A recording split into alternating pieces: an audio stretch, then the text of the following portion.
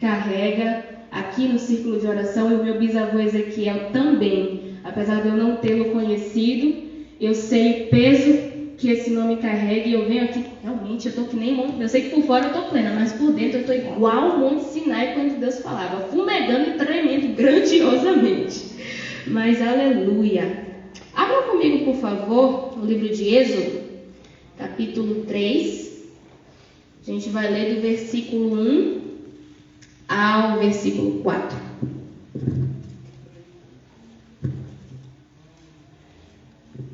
Todo mundo já achou? Amém. Então vamos lá, vamos ler. Apacentava Moisés o rebanho de Jetro, seu sogro, sacerdote de Midian, e, levando o rebanho para o lado ocidental do deserto, chegou ao monte de Deus, a Horebe.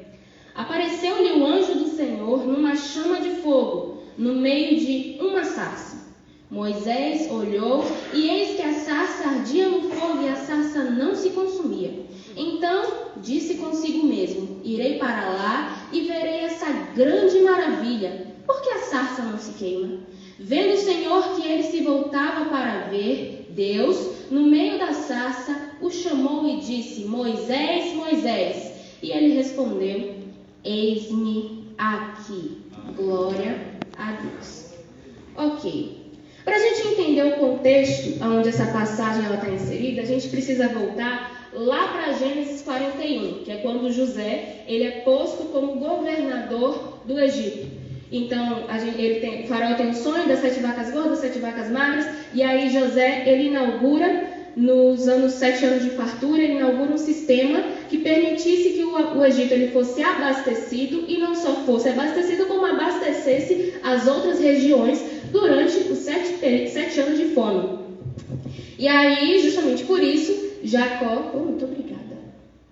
Jacó, ele manda os seus filhos, justamente porque ele está passando fome, ele manda os seus filhos para o Egito, e José reconhece, tem toda aquela reconciliação, e José ele chama toda a sua família para morar junto com ele lá no Egito. E junto com Jacó foram cerca de 70, mais ou menos cerca de 70 pessoas que a Bíblia fala. Isso a gente já está em Êxodo 1. E o que acontece? Só que essas 70 pessoas que foram para lá, junto com José, elas acabaram morrendo. Só que os descendentes ficaram. E esses descendentes, eles eram fecundos, eram férteis, eles eram muito produtivos.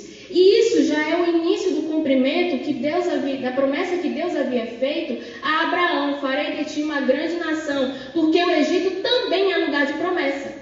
A gente tem essa idealização de que o Egito é lugar de só coisa ruim. Só que Deus, ele não se limita à geografia de lugar nenhum. Pode estar no Egito, pode estar no deserto, pode estar em Canaã. Ele vai cumprir a promessa dele.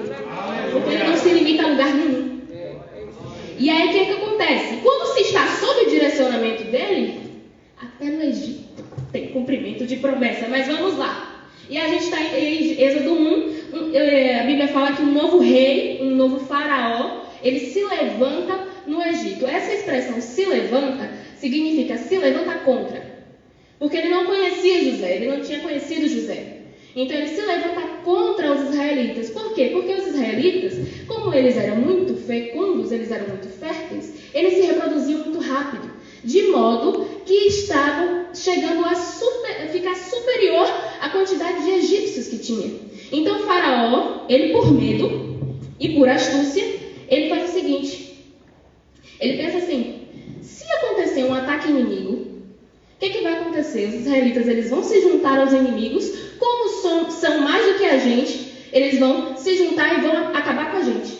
Vão se juntar para acabar com a gente. Então eu vou fazer o quê? Eu vou redobrar a quantidade de carga horária de trabalho deles. Então ele começou a aumentar o trabalho. Aumentar a aflição. O que ele fez?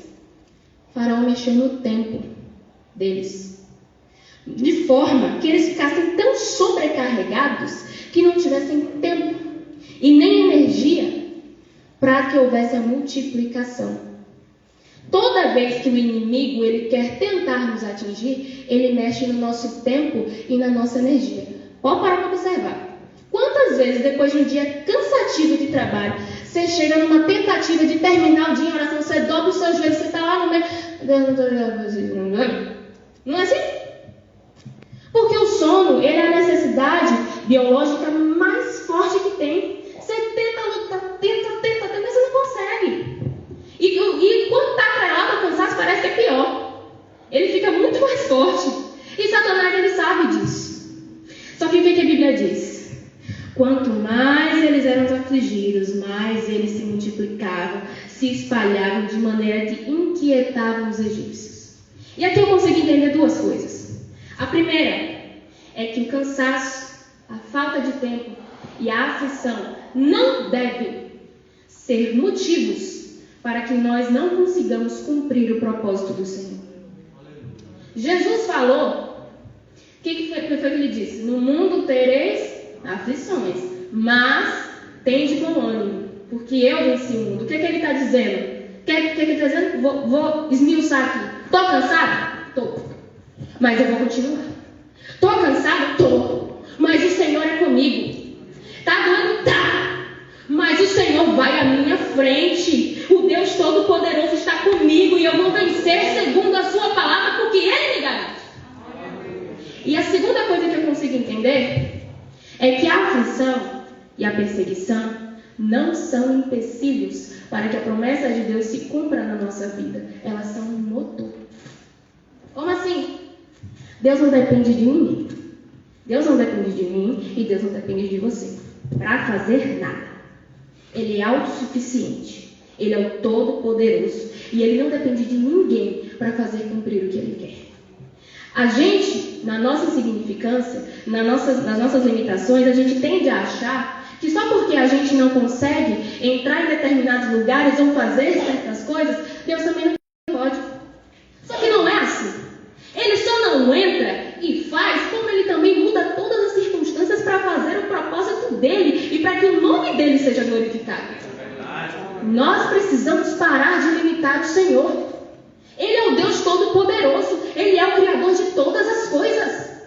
Pensa comigo, lembra de Marta, irmã de Lázaro? Lázaro tinha morrido e quando Jesus Cristo chega lá, ela vira para ele e fala: Senhor, se tu estivesses aqui, meu irmão não teria morrido. Me responde uma coisa. O que Marta poderia fazer por Lázaro depois que ele morreu? Nada. Já morreu.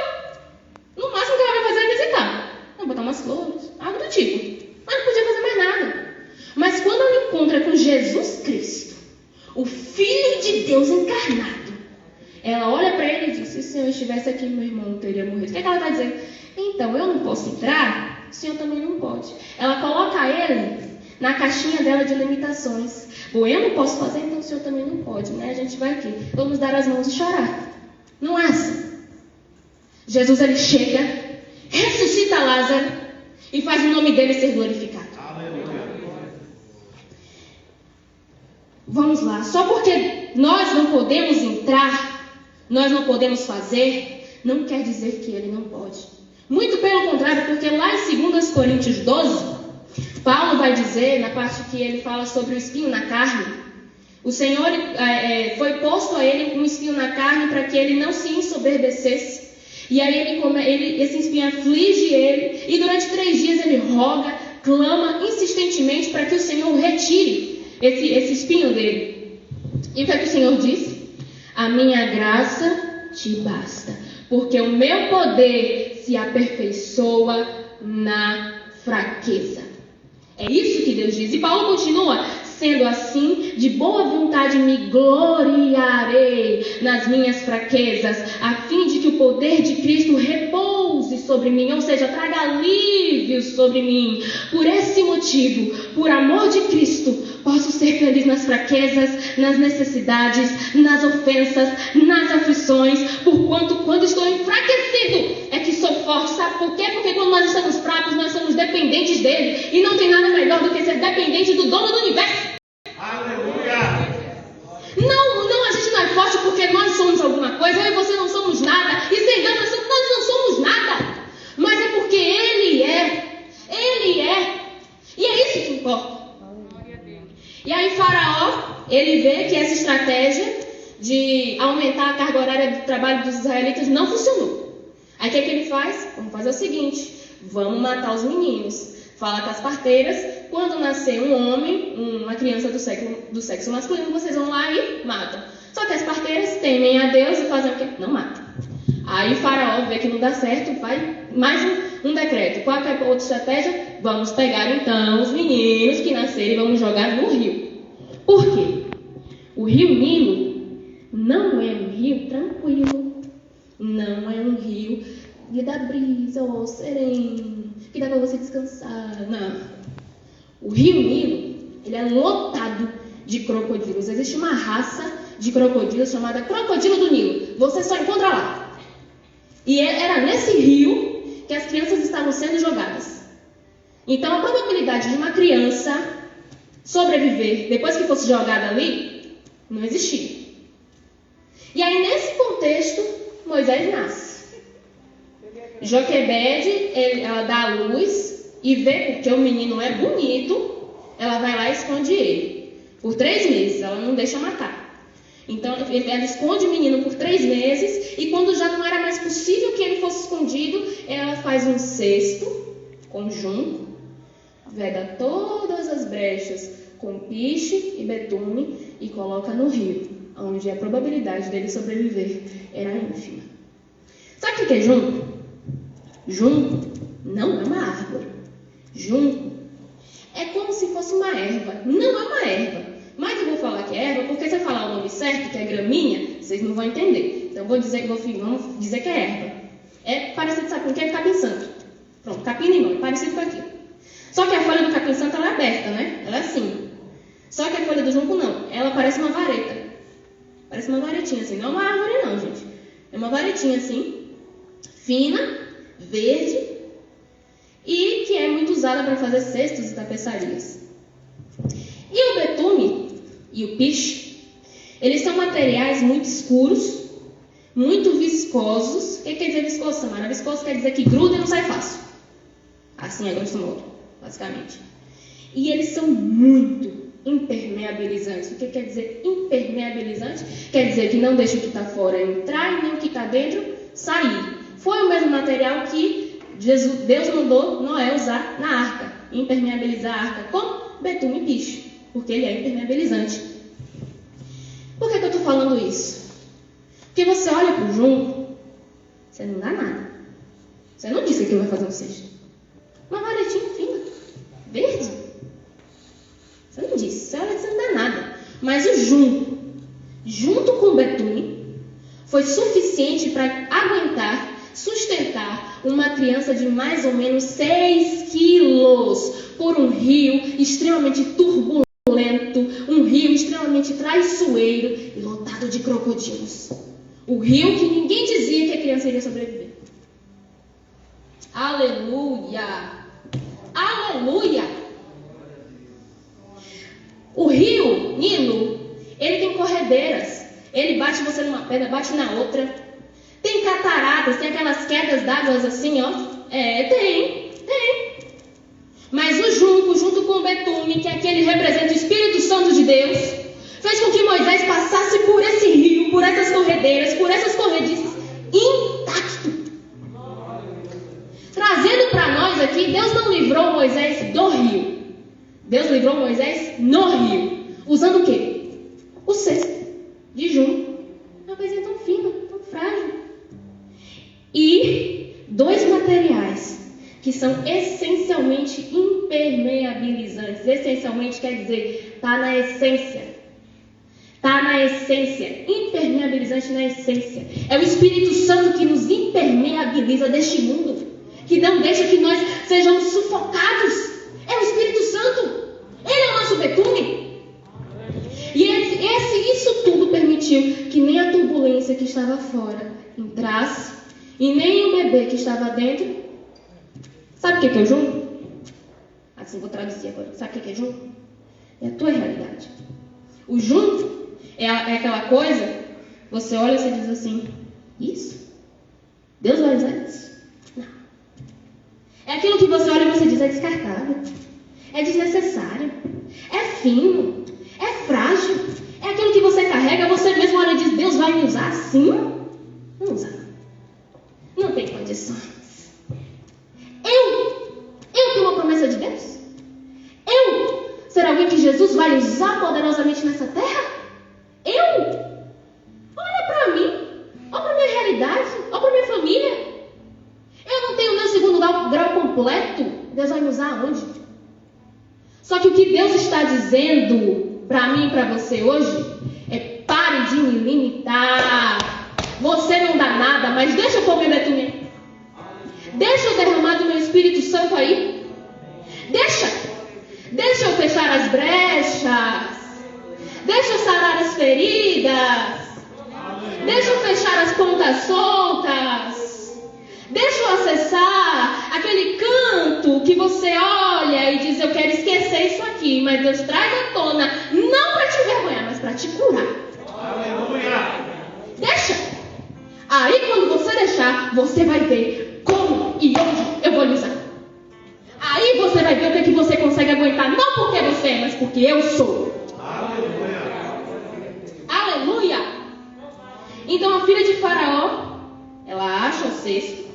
E aí você já conhece a história, né? Miriam, ela fica lá olhando o menino para ver o que iria acontecer. E aí vai parar nas mãos da filha de Faraó. Miriam vai lá e diz, olha, conheço alguém, né? Indica Joquebede para ser... para criar a criança, para dar de mamar, enfim. E Moisés, ele é criado como egípcio, sendo hebreu. E não um egípcio qualquer. Moisés, ele é criado como príncipe. Então, veja, ele tinha todas as regalias e privilégios. Lembra no início que eu falei que o Egito era uma nação extremamente forte? Pois é. O Egito, ele era muito rico nessa época. Então Moisés, ele tinha comida boa, tinha água boa, tinha gente que fazia tudo para ele, não precisava trabalhar, tinha roupa boa, tinha acesso aos doutores, todo aquele conhecimento, porque o Egito também era um dos maiores centros de conhecimento da época. Era lá, tanto é que até hoje o pessoal tenta entender como foi que eles construíram as pirâmides. É por causa disso, porque eles eram muito inteligentes e avançados na tecnologia. Então Moisés, ele é criado assim. Só que aí o que acontece? Moisés, ele vê um egípcio torturando, espancando um hebreu. Ele vai lá, mata esse egípcio. E aí Faraó descobre. Quando o Faraó descobre, quer matar Moisés. Moisés vai lá e foge com medo de Faraó. E ele para, a Bíblia diz que ele para na terra de Midian. Lá ele conhece Jetro, se casa com Zípora, a filha de Jetro. E ele tem agora a função de apacentar o rebanho do seu sogro. Então veja que são duas realidades completamente diferentes. Ele sai de um lugar de privilégios, de regalias, ele vai parar num deserto. Porque a terra de Midian ficava num deserto. Lá ele tem que trabalhar, lá ele tem que plantar e colher o que ele vai comer, porque não tem ninguém que faça para ele. Lá não tem roupa boa, não tem comida boa. Lá não tem todos esses acessos ao conhecimento que lá no Egito tinha. São duas realidades completamente diferentes. E a Bíblia diz, agora a gente já entra no texto que a gente leu, que Moisés apacentava o rebanho de Jetro e ele estava levando o rebanho para o lado ocidental do deserto. E ele chegou a Horebe. Moisés não estava indo para Horebe. Moisés, ele chegou a Horebe. Ele não estava indo para lá. Aleluia. Até sem saber, a gente segue aquilo que ele quer e a gente faz aquilo que ele quer. Pois é. Aleluia! Então Moisés, ele chega em Horebe e ali ele vê uma sarça pegando fogo sem se consumir. Deixa eu explicar uma coisa. Sarça pegar fogo no deserto é algo normal. Lá. Isso acontece. Sabe por quê? A sarça, ela é um arbusto, mais ou menos aqui, cresce até mais ou menos aqui. É um arbusto cheio de espinhos, aleluia, cheio de espinhos, e como é um deserto, não tem muita água. Então ela é uma planta que tem os galhinhos bem finos, as plantas bem mirradinhas, para ela não sugar muita água, já que lá não tem toda essa água. E aí o que acontece? Com todos esses galhos finos, e lá no deserto do Saara, que é mais ou menos onde essa história acontece, a maior temperatura já registrada foi de 50 graus Celsius. Isso é a temperatura. A sensação térmica é muito mais alta. Por quê? Porque quando os raios do sol batem na areia, reflete, pronto. Ali causa um mormaço, um calor gigantesco. Então uma planta que é fina, não tem água, e fogo só se apaga com água. Não tem água.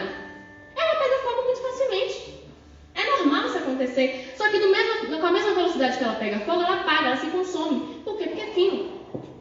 É fino, é um galho muito fino. É igual a galho fino na fogueira, então no fogão a lenha. Quem já teve fogão a lenha, ou então é da roça, sabe do que eu estou falando. Lá no sítio a gente faz muito isso. Quando a gente vai cozinhar alguma coisa no fogo, a gente bota logo na fogueira. Meu tio que faz isso. Ele é militar e aprendeu a fazer. Como que a gente sabe fazer uma fogueira? Você bota os galhos mais finos no meio e os mais grossos ao redor. Por quê? Porque o galho fino pega fogo rápido, mas acaba rápido. Não é suficiente para sustentar a fogueira. E aí você coloca os outros, e aí passa para os outros mais grossos e eles ficam lá sustentando. É assim que se faz. Então, Moisés, ele sendo pastor há muito tempo, você acha que ele já tinha visto isso? Já tinha visto a sarça pegar fogo. Mas o que chama a atenção de Moisés não é a sarça pegar fogo. É a sarça pegar fogo e não se consumir. Verdade. Aqui entendeu? Eu vou dizer de novo. O que chama a atenção de Moisés não é a sarça pegar fogo. É a sarça pegar fogo, mas não se consumir. Aleluia! Sabe o que foi que chamou a atenção dos egípcios? Não foi porque os israelitas estavam se multiplicando. Foi porque eles estavam se multiplicando enquanto estava tudo pegando fogo. Sabe o que foi que chamou a atenção do rei Nabucodonosor quando ele jogou Sadraque, Mesaque e Abednego na fornalha? Foi porque ele tinha jogado 3. Tinha 4. E os 4 estavam passeando no meio do fogo sem serem consumidos. Foi isso que chamou a atenção. Aleluia! O que chama a atenção não é você passar por problemas, porque por problemas todo mundo passa. É normal. O próprio Jesus falou, no mundo tereis aflições. O que nos chama a atenção é você não se consumir, é você passar pelos problemas, mas estar glorificando o nome do Senhor e crendo que Ele vai cumprir a promessa. É isso que chama a atenção. E sabe por que chama a atenção? Porque tem presença. Tem Espírito Santo. Tem o betume aqui. Aleluia! Aleluia! Chama atenção porque estava tudo caindo, tudo pegando fogo ao redor, mas os 4 estavam lá, passeando no meio do fogo. Aleluia! Cumprindo o propósito de Deus. É isso que chama atenção. E sabe por quê? Sabe por que tu incomoda? Porque quando está tudo caindo, tudo dando errado, alguém não entende, olha e diz, o que ela tem? O que ele tem? E está tudo pegando fogo e ela está lá, passeando no meio do fogo com o guarda-ombro. O que ela tem? O que ele tem? Que está tudo pegando fogo, mas as folhas estão intactas. Os galhos são finos, mas estão intactos. O caule está intacto. A raiz está intacta. Aleluia! O que ele tem? Que chega cansado no trabalho todo dia, sofre perseguição, sofre aflição, está cheio de olheira, está cansado, vai dormir. Mas ele está lá glorificando o nome do Senhor, se multiplicando e crescendo. É a presença do Todo-Poderoso. É a presença do Rei dos Reis. Aleluia! É a presença de Deus que não permite que nós sejamos completamente sugados pelos problemas e aflições dessa vida.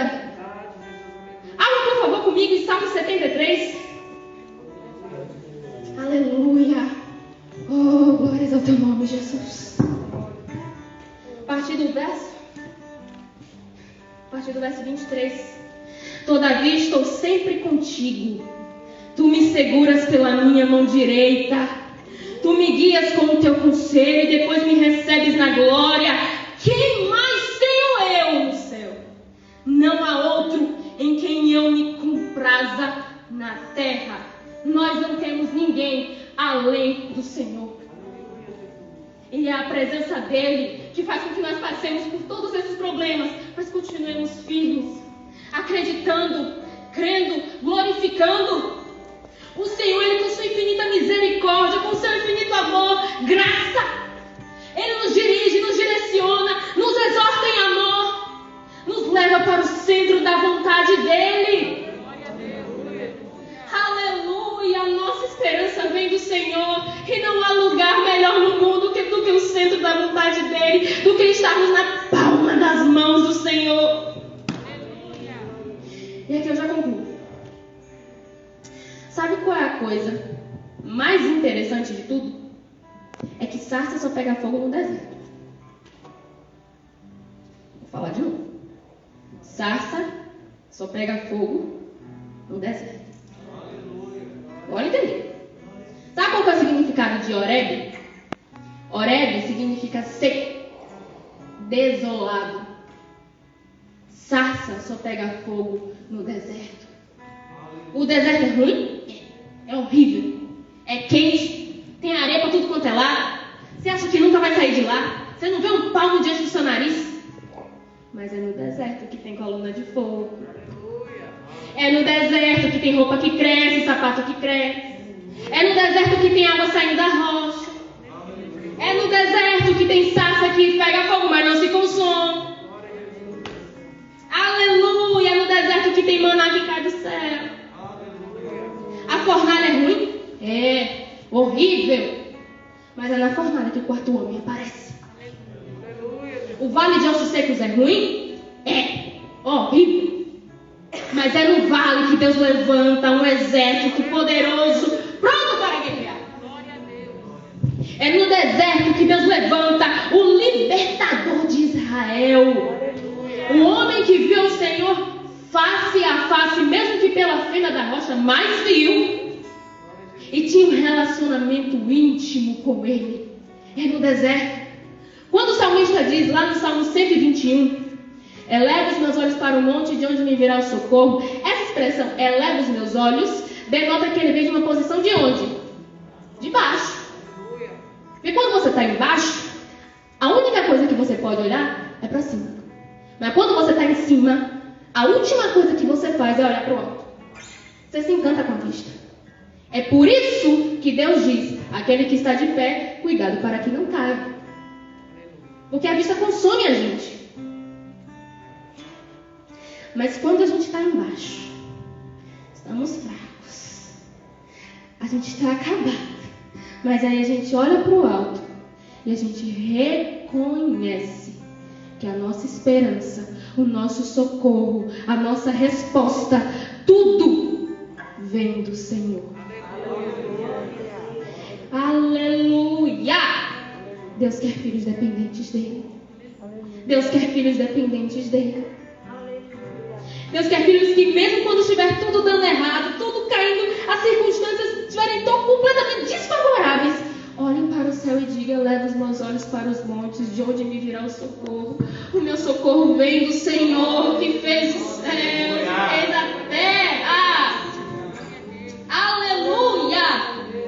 Eu não sei qual que é o vale que você está passando. Eu não sei qual que é o deserto que você está atravessando. Eu não conheço a sua realidade, eu não conheço o teu junco. Mas eu sei de uma coisa. Eu sei que para tudo tem um propósito.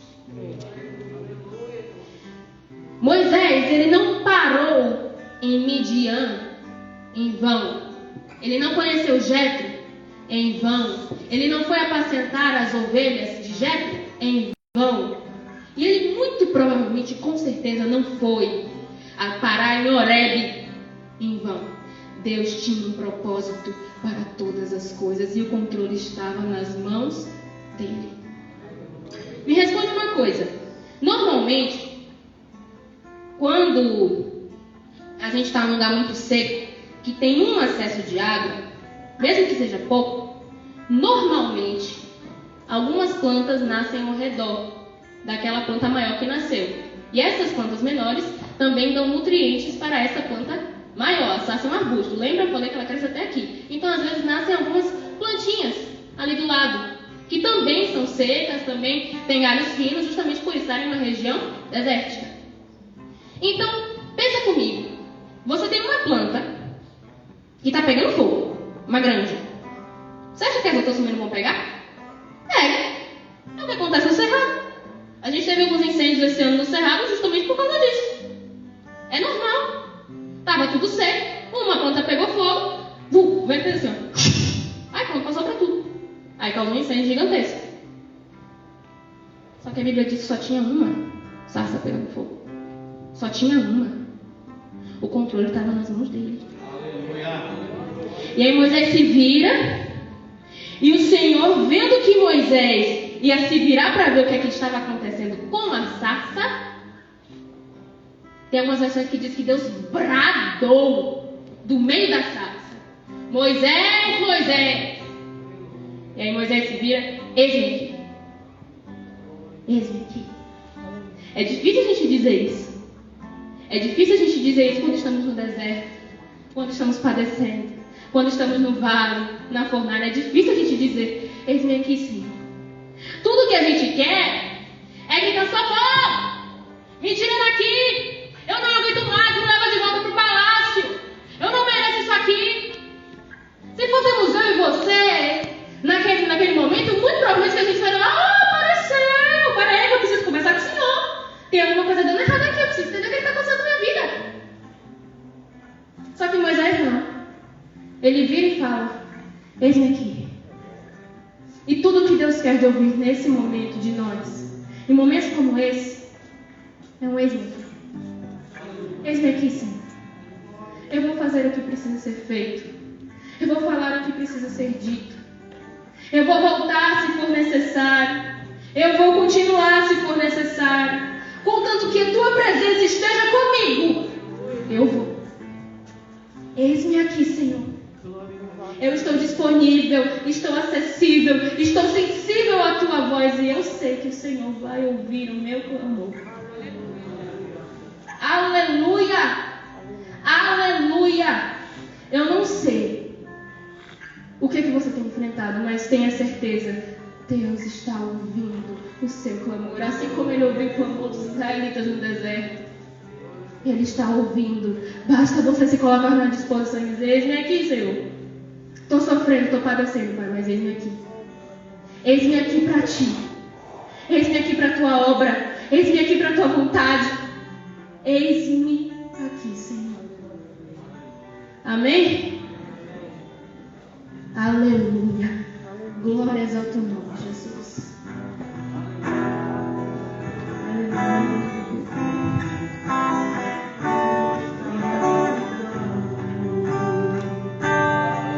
Lembra de onde você veio e aonde você chegou. Lembra de todos os livramentos que você era pra você vir.